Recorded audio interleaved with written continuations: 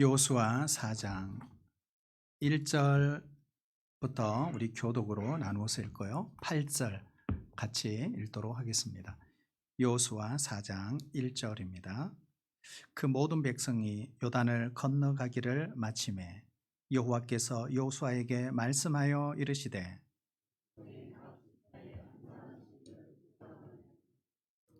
그들에게 명령하여 이르기를 요단 가운데 제사장들의 발이 굳게 선 그곳에서 돌 12를 택하여 그것을 가져다가 오늘 밤 너희가 유숙할 그곳에 두게 하라 하시니라.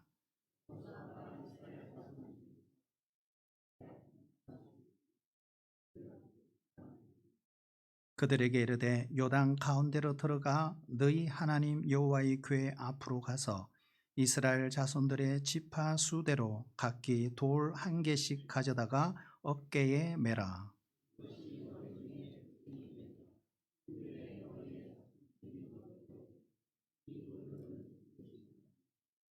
그들에게 이르기를 요단물이 여호와의 언약궤 앞에서 끊어졌나니 곧 언약궤가 요단을 건널 때에 요단물이 끊어졌으므로 이 돌들이 이스라엘 자손에게 영원한 기념이 되리라 하라 하니라.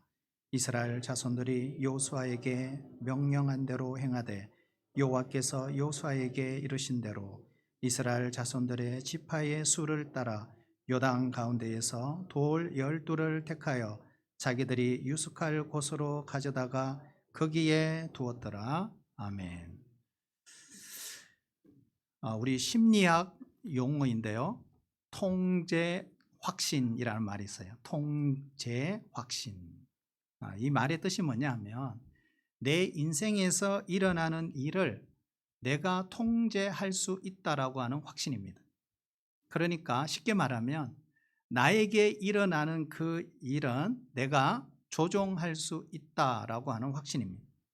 그런데 우리가 살다 보면 일들을 스스로 통제할 수 없을 때가 많습니다.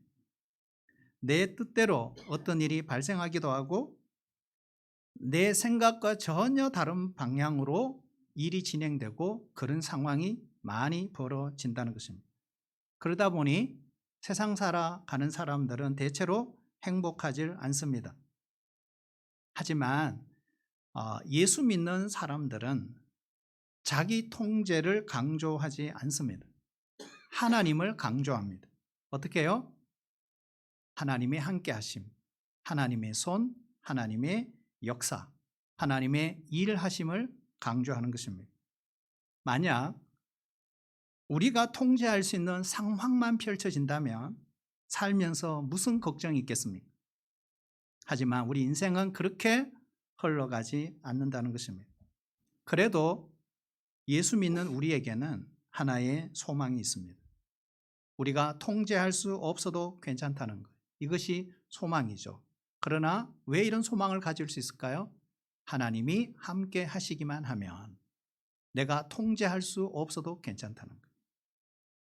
우리는 하나님이 아니지 않습니까? 그러기에 통제할 수도 없고 나에게 일어나는 이 상황을 이해할 수도 없습니다. 이 한 해 저와 여러분은 다 하나님이 아니에요. 근데 마치 하나님인 것처럼 살아가는 거예요. 우리는 하나님이 아니기 때문에 이 한 해 시작하면서 하나님이 가장 우리에게 필요한 것입니다. 오늘 본문을 보면 아주 중요한 일이 벌어지고 있습니다. 여호수아 전체 24장까지 내용 중에 매우 중요한 부분입니다. 3장에서는 여호수아와 이스라엘 백성들이 요단강을 건넜습니다. 요단강을 건너기 쉽지 않은 계절이었어요. 물살이 너무 강했어요. 이런 상황 누가 통제할 수 있습니까? 그런데 놀랍게도 제사장들의 발이 그 요단강에 잠기자 요단강물의 흐름이 멈췄습니다. 그리고 두 갈래로 물벽이 세워지고 땅은 마른 땅처럼 변했습니다. 여호수아와 200만이 되는 이스라엘 백성들이 모두 안전하게 건널 수 있었습니다. 하나님의 도우심이 아니라면 불가능한 일이 일어난 것이죠. 이렇게 요단강을 건넜을 무렵 하나님께서 여호수아에게 뜻밖의 명령을 내리십니다. 어떤 명령일까요? 바로 이겁니다. 요단강을 건너기 전, 그러니까 여호수아 3장이죠. 하나님께서 여호수아에게 각 지파 대표자 12명을 선발해라, 이렇게 명령을 내리셨어요. 우리 한번 읽어볼까요? 여호수아 3장 12절 같이 읽겠습니다. 시작. 이제 이스라엘 지파 중에서 각 지파에 한 사람씩 12명을 택하라. 그리고 하나님이 끝났어요. 그런데 그 이유에 대해서는 한 말씀도 하지 않으셨어요. 백성들이 모두 요단강을 건너고 나서 비로소 12명을 왜 선발하셨는지, 그리고 이 12명이 해야 될 일이 무엇인지를 그때 지시하셨다는 것. 무슨 말일까요? 하나님은 항상 자신의 계획을 한꺼번에 우리에게 알려주지 않는다는 것입니다. 여호수아 1장을 우리가 봤지만 하나님은 여호수아에게도 먼저 큰 그림만 보여주셨습니다. 그리고 하나하나씩 그 그림을 이루어 가시면서 한 걸음씩 한 걸음씩 인도해 주셨다는 것. 성도 여러분, 올 한 해 우리도 마찬가지입니다. 하나님이 보여주시는 것만큼만 앞으로 나갈 수 있기를 축복합니다. 그것은 어쩌면 저와 여러분을 향하는 하나님의 배려라고 생각합니다. 우리의 능력, 우리의 이해력 한계가 있습니다. 아무리 정답을 다 가르쳐줘도 그렇게 하기는 쉽지 않습니다. 너무 많은 것을 한꺼번에 안다, 그것도 참 곤혹스러운 것입니다. 우리를 누구보다 잘 아시는 하나님, 우리의 능력의 한계, 우리의 감정의 한계, 감당할 수 있을 만큼만 그래서 인도해 주신다는 거예요. 그러므로 우리가 할 일은 뭘까요? 그저 하나님이 인도하시는 대로 한 걸음씩 한 걸음씩 발걸음을 내딛기만 하면 되는 것입니다. 유대인에게 전해 내려오는 이야기 중에 이런 이야기가 있어요. 다윗 왕이 어느 날이 아니죠. 계속해서 전쟁마다 백전백성, 연전연승을 했습니다. 그리고 이스라엘 나라를 잘 통치하고 다스렸습니다. 그랬더니 다윗 왕이 어느 날 보석 세공사를 불렀습니다. 그리고 반지 하나를 만들라고 했습니다. 어떤 내용이냐, 이런 거예요. 내가 항상 지니고 다닐 반지 하나를 만들어라. 그 반지에 글귀를 새겨라. 내가 전쟁에서 승리했을 때, 내가 위대한 일을 했을 때도 그 반지의 글귀를 보고 자만하지 않고 교만하지 않고 우쭐대지 않고 겸손해질 수 있어야 한다. 그리고 내가 견디기 힘든 그 절망을 만났을 때 그 글귀를 보았을 때 용기를 줄 수 있는 글귀여야 한다. 참 어려운 숙제를 줬어요. 근데 이 보석 세공사가 마지막 그 반지에 새겨진 글귀는 간단합니다. 한번 따라할까요? 이 또한 지나가리라. 유명한 말이죠. 이 또한 지나가리라. 여러분 기억하셔야 됩니다. 모든 것은 지나갑니다. 좋은 일도 지나가고 나쁜 일도 지나가고 행복한 일도 지나가고 영광도 지나가고 고통도 지나갑니다. 그렇게 흘러보내야 할 것도 있지만 우리가 꼭 기억해야 될 것도 있다는 거예요. 그래서 오늘 하나님께서 이스라엘 백성들이 요단강을 건너고 난 뒤에 이렇게 명령을 하셨습니다. 5절에서 7절이죠. 우리 한번 볼까요? 5절에서 7절 성경을 보셔야 됩니다. 우리 같이 한번 읽어보겠습니다. 시작. 그들에게 이르되 요단 가운데로 들어가 너희 하나님 여호와의 궤 앞으로 가서 이스라엘 자손들의 지파 수대로 각기 돌 한 개씩 가져다가 어깨에 매라. 이것이 너희 표징 후일에 너희 자손들이 물어 이르되 이 돌들은 무슨 뜻이냐 하거든 그들에게 이르기를 요단물이 여호와의 언약궤 앞에서 끊어졌으므로 이 돌들이 이스라엘 자손에게 영원히 기념이 되리라. 아멘. 자, 오늘 6절에 보면 후일에 너희 자손들이 물어 이르되 이 돌들은 무슨 뜻이냐 하거든. 이 구절이 가장 중요하죠. 이 구절 기억해야 됩니다. 여러분, 지금 이스라엘 백성들은요, 요단강을 건넜죠. 그런 후에 요단강 한가운데로 다시 돌아가서 그 한복판까지 들어가서 12돌을 가져오너라. 그것은 하나님이 요단강을 건너게 하셨다라고 하는 증거로 기념비를 세워라. 이게 명령입니다. 그리고 후일에 자녀들이, 다음 세대들이, 이 하나님의 임재를 보지 못한 세대들이 이 돌들이 뭐냐고 물을 때 그 돌들에 대해서 너희들이 말할 수 있어야 한다, 이렇게 말하는 거예요. 하나님은 지금도 우리의 삶 속에서 하나님의 행하심에 나타나기를 원하십니다. 하나님의 일하심을 기억하기를 원하십니다.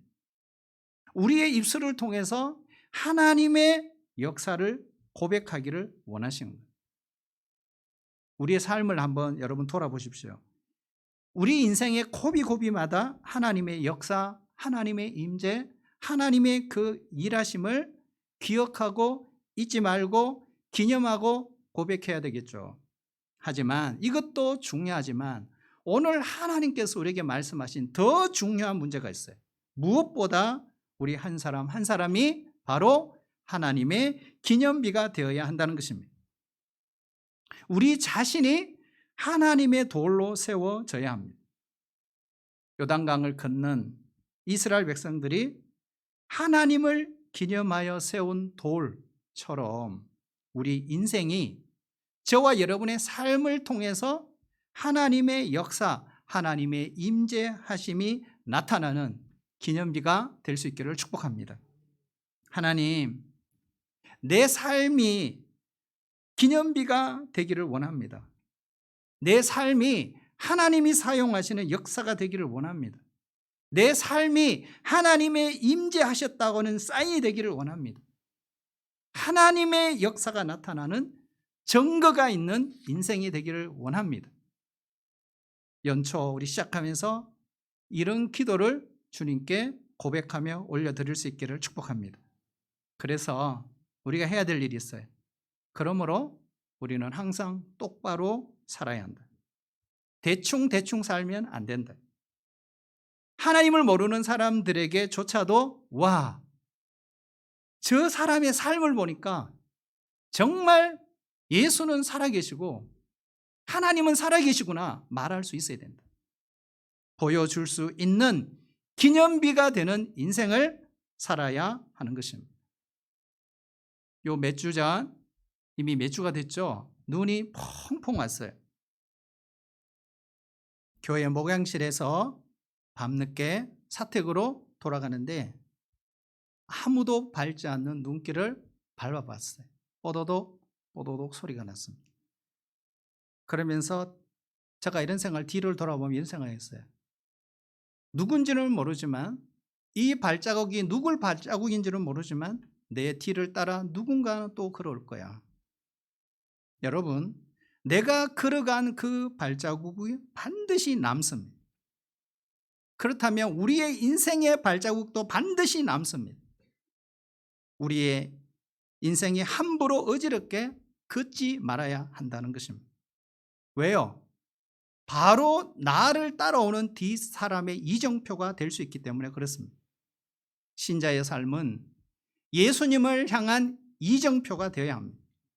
우리의 삶이 방향을 가리키는 바로 나침판이 되어야 하는 거예요. 우리의 삶의 방향은 항상 예수 그리스도를 향하고 있어야 한다.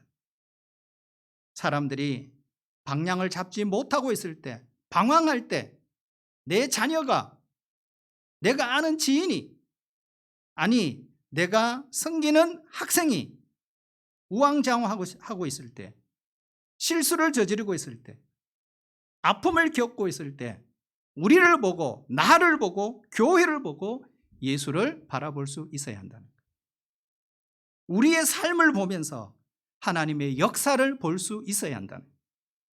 직분자로서 내가 감당하는 직분의 모습을 보고 내 뒤를 따라오는 후배 직분자들의 이정표가 되고, 내가 어머니로서, 아버지로서 내가 살아가는 그 삶이 내 자녀의 삶의 이정표가 될 수 있어야 한다는 거예요.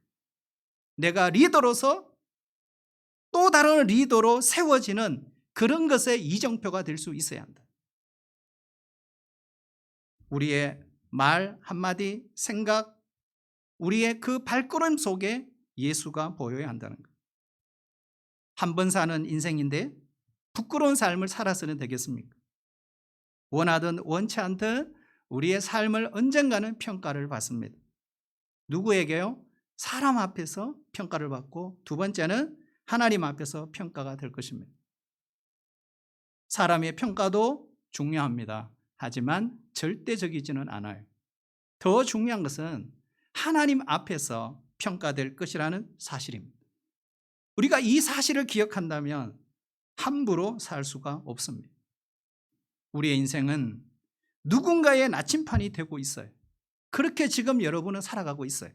저도 마찬가지입니다. 그러므로 우리의 삶을 함부로 걸어갈 수 있는 길이 아니에요. 그 길을 따라 누군가는 반드시 걸어오기 때문에 그래요. 절망 가운데 있을 때 내가 어떻게 반응하는가, 이게 이정표가 되는 거예요. 내가 상처를 받았을 때 내가 어떻게 반응하느냐, 그것이 누군가에게, 내 자녀에게, 우리 성도에게 이정표가 될 수 있고, 내가 상처 속에서 어떻게 반응하는지, 내가 아픔 속에서 어떻게 반응하는지, 위기 속에서 내가 어떻게 반응하는지, 실패했을 때 내가 어떻게 반응하는지, 내가 성공했을 때 어떻게 반응하며 살아가는지, 이 모두가 뭐예요? 이정표가 된다는 거예요. 그래서 우리의 판단, 결정이 정말 중요하고, 나의 말과 생각과 삶이 중요하다는 것입니다. 그래서 신앙생활은 뭐냐? 이 같은 사실을 기억하고 하나님께 올인하는 것이 신앙생활입니다. 하나님이 원하시는 신앙생활은 간단합니다. 하나님을 섬기고, 두 번째는 하나님의 교회를 섬기는 것. 그 섬김은 일방적이지 않아요. 서로의 섬김에서 나오는 것입니다. 그리고 그 섬김이 누군가에게는 이정표가 되고 있다. 요즘에 선배 후배라는 말을 쓰면 안 된다 그러더라고요. MZ세대들이. 저는 반대합니다. 반드시 선배가 있고 후배가 있습니다. 여러분, 선배 없는 후배가 어디 있나요? 그렇죠. 부모 없는 자식이 어디 있나요? 스승 없는 선생이 어디 있나요? 불가능한 일이죠. 그런데 저의 삶을 돌아보니까 저의 선배들이 다 기억이 나는 거예요. 어떻게 했는지, 교회에서 우리 후배들을 어떻게 대했는지, 어떻게 때렸는지, 어떻게 조졌는지 다 기억이 나는 거예요. 그런데 여러분, 그 선배의 이정표가 너무너무 중요해요. 왜요? 늘 그걸 보니까. 그래서 바톤을 이어서 나도 똑같이 한다. 그래서 이 선배의 섬김이 너무너무 중요하다. 정말 중요하다. 후배들에게 이정표가 되고 마는 것. 올 한 해 우리 성도님들 정말 간증을 남기는 신앙생활을 할 수 있기를 축복합니다. 우리는 남길 만한 신앙생활을 해야 합니다.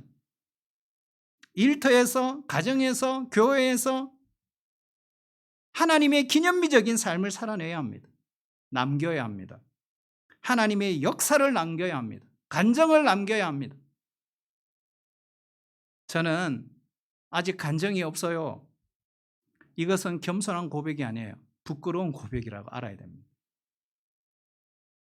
신앙생활을 오래 하고도 간증이 없는 것, 그냥 넘어갈 일이 아닙니다. 여러분, 신세 타령하고 어려움 타령하지 마시고 우리 모두 올 한 해 간증을 만들어낼 수 있기를 축복합니다. 그리고 간증할 수 있는 은혜를 주시기를 바랍니다.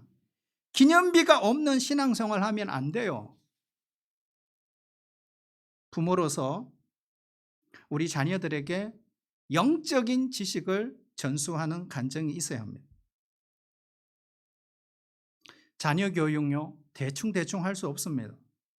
시간을 들여야 되고 정성을 쏟아야 합니다. 부모가 열정으로 거듭 가르치는 믿음의 훈련이 없으면 우리 아이들 어떻게 될까요? 여러분, 우리 요즘 아이들 어때요? 내 자식이지만 어떻습니까? 이렇게 말하잖아요. 아니, 예수는 믿겠지만 꼭 그렇게 살아야 돼? 이런 말을 하잖아요. 개혁파 신앙인들. 왜? 세상처럼 사는 게 훨씬 더 편한 거예요. 좋은 거예요. 이건 뭐예요? 섞여버렸다. 혼합주의. 믿음이 세상의 가치에 완전히 잠식이 되어서 사상과 철학과 이 문화를 뚫고 나갈 수 없을 만큼 연약해져 버렸다. 우리 아이들에게 공부 중요합니다. 잘해야 되는, 잘하면 더 좋겠죠? 하지만 우리 자녀들에게 정말 전수해 줘야 될 것은 하나님의 꿈과 약속을 심어주는 것입니다. 그렇지 않으면 그들의 인생 의미 없어요. 가치 없는 인생으로 전락할 가능성이 있어요. 다음 세대들에게 무엇보다 가장 시급한 것, 바로 신앙의 힘을 키워주는 것입니다. 오늘 여러분 바쁘시지만 힘든 거 알아요. 요즘 살아가기가. 그러나 잠시 일을 멈추고 내 자신에게 한번 부모로서 물어봐야 됩니다. 뭘 물어봐야 되느냐? 오늘 내 자녀에게 어떤 하나님의 이야기를 들려줄 수 있는가? 내가 들려줄 수 있는 기념비가 무엇인가? 한번 생각해 보셔야 합니다. 우리 시편 20편 5절 6절 우리 같이 한번 읽어보겠습니다. 같이 읽을까요? 시작. 우리가 너희의 승리로 말미암아 계가를 부르며 우리 하나님의 이름으로 우리의 깃발을 세우리니 여호와께서 네 모든 기도를 이루어 주시기를 원하노라. 여호와께서 자기에게 기름 부음 받은 자를 구원하시는 줄 이제 내가 아노니 그의 오른손에 구원하는 힘으로 그의 거룩한 하늘에서 그에게 응답하시리로다. 아멘. 무슨 말일까요? 우리의 승리로 노래를 부르며 하나님의 이름으로 깃발을 세우는 것, 이것이 뭐죠? 신앙생활이에요. 무슨 말일까요? 우리가 하나님의 노래가 되고 저와 여러분이 하나님의 기념비가 되는 것이 신앙생활입니다. 나만의 신앙생활로 끝내는 것이 아니라 하나님의 기념비로 하나님의 그 일하심을 분명하게 선포해내는 것이 신앙생활입니다. 우리 시편 다 읽어볼까요? 다윗은 이렇게 고백했어요. 119편 49절 50절 시작. 주의 종에게 하신 말씀을 기억하소서. 주께서 내게 소망을 가지게 하셨나이다. 이 말씀은 나의 고난 중에 위로라. 주의 말씀이 나를 살리셨기 때문이니다. 아멘. 자, 그렇다면 하나님의 노래가 되고 하나님의 기념비가 되기 위해서 어떻게, 그렇게 살기 위해서는 어떻게 해야 되죠? 주의 말씀을 기억해야 한다. 이렇게 되어 있어요. 다른 것을 기억하지 말고 주의 말씀을 기억하라. 왜요? 그 말씀이 우리를 살리셨기 때문입니다. 하나님이 나를 어떻게 살리셨는지 고백하고 기념하라는 것. 그것을 간증하라는 것입니다. 이것이 신앙생활입니다. 나에게도 살아계신 하나님의 역사가 이루어졌고 그렇게 졌다고 선포하고 내 입술로 고백할 수 있도록 하나님께 기도하셔야 합니다. 성도 여러분, 이스라엘 백성들은 요단강을 건넜을 때요, 그들은 돌을 세웠지만 이제는 그 돌 대신, 그 기념비 대신 우리가 기념비입니다. 한번 따를까요? 내가 하나님의 기념비입니다. 믿으세요? 우리가 교회로 세워진 것입니다. 교회가 기념비입니다. 고통이 의미가 있다라고 말을 합니다. 하지만 고통이 고통으로 끝나는 사람도 많습니다. 고난이 모든 사람에게 성숙의 기회를 주는 것은 아닙니다. 어떤 사람에게는 그 고난과 고통이 썬뿌리가 되고 절망이 되기도 합니다. 고난이 다 성숙으로 열매 맺는 것은 아니더라고요. 그래서 우리에게 필요한 것이 하나님의 은혜가 있어야 합니다. 여러분, 똑같아요. 성공도 마찬가지입니다. 성공도 성공으로 끝나면 안 됩니다. 성공은 하나님을 찬양하는 열매가 되어야 합니다. 성공이 교만이 되고 그 인생에 걸림돌이 되는 사람이 많아요. 그래서 우리는 하나님의 은혜를 의지하고 하나님의 그 기념비가 되는 삶을 살아야 합니다. 하나님의 증거가 되는 삶을 살아야 합니다. 그러려면 반드시 하나님의 은혜가 있어야 합니다. 우리나라가 정말 어려울 때가 있었어요. 그것이 바로 1960년 그 시절이죠. 얼마나 어려웠냐 하면 우리 어르신들 다 아시죠. 독일로 광부들을 국가적으로 나라에서 보내고 간호사들을 보냈습니다. 그리고 한국 경제에 큰 도움이 됐어요. 그리고 많은 세월이 지금 흘렀습니다. 그리고 돌아온 사람들도 있고 또 거기에 독일에 정착하면서 산 사람도 있어요. 근데 보니까 대체로 70세 이상이 되셨더라고요. 우리 교회 집사님도 계시죠. 독일 갔다 오신 분. 후손들이 이미 이민 2세, 3세가 되었습니다. 얼마나 힘들었을까요? 그 영상 보면 정말 가슴 아프죠. 우리 국제시장에도 보면 그런 내용들이 나옵니다.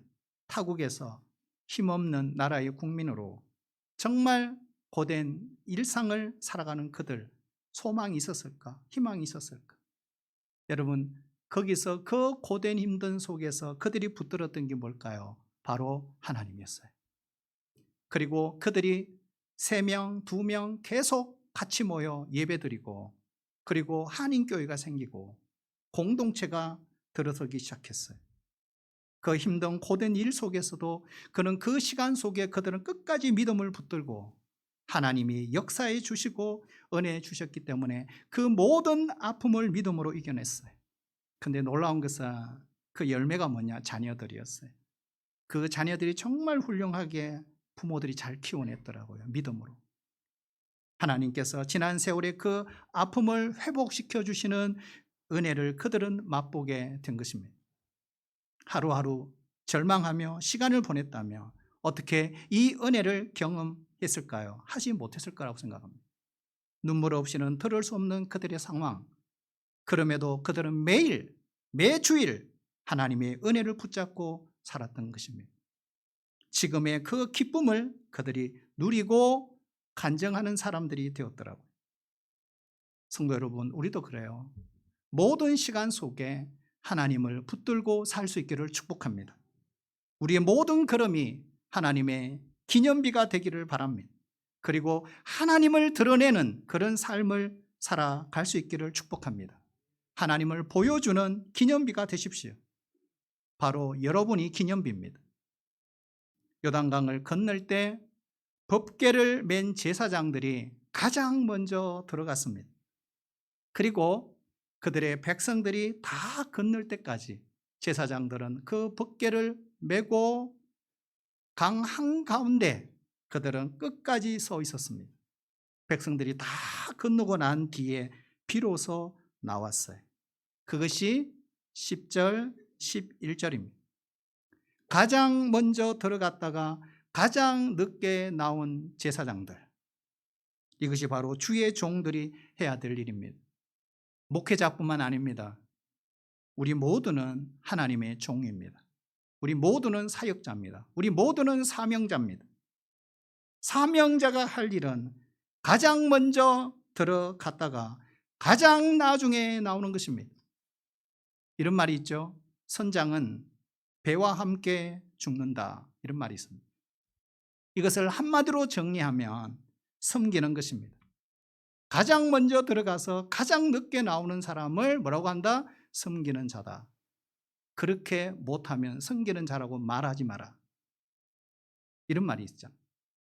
우리는 이 섬김으로 하나님의 사랑과 하나님의 역사를 드러내고 감당해야 될 사람들입니다. 교회는 어떤 것입니까? 교회는 바로 섬기는 곳입니다. 아낌없이 사랑하는 것입니다. 하나님의 사랑을 흘러 보내는 것입니다. 어쩌면 그 사랑을 낭비하는 것입니다. 내가 그렇게까지 해야 돼? 내가 그렇게까지 손해보며 해야 돼? 내가 그렇게까지 희생하면서 해야 돼? 해야 합니다. 예수님이 우리에게 보여주신 그 사랑의 모범, 처절한 낭비였습니다. 어떻게 하나님이신 그분이 하나님의 아들이 인간의 육신의 옷을 입고 이 땅에 위해서 인간을 위해 죽으셨다. 그야말로 이 엉터리 같은 이러한 어리석은 낭비가 어디 있습니까?